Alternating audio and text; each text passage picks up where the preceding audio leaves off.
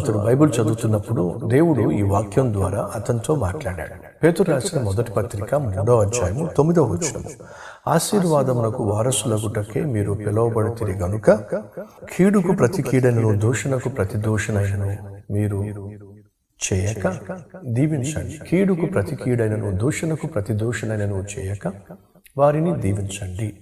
ఈ మాట చదివినప్పుడు తను దీన్ని అర్థం చేసుకున్నాడు, తన క్రియల్లో పెట్టే ప్రయత్నం చేశాడు. ఏం చేశాడు? మరుసటి రోజు తన పొలానికి వెళ్ళినప్పుడు తన పొలాన్ని ముందుగా నింపకుండా ఆ నాస్తికుడు ఎవరైతే అన్యాయంగా తాను పడిన కష్టాన్ని దోచేసుకుంటున్నాడో అతని పొలంలోనే ముందుగా నీళ్లు పట్టే ప్రయత్నం చేశాడు. ఆ నాస్తికుడి పొలం అంతా నీళ్లు పట్టిన ఆ తర్వాత గట్టు వేసుకొని తన పొలంలో తన పొలాన్ని నింపుకుంటూ ఉన్నాడు. ఒకరోజు ఆ నాస్తికుడు వచ్చాడు. దేవుడు లేడు అని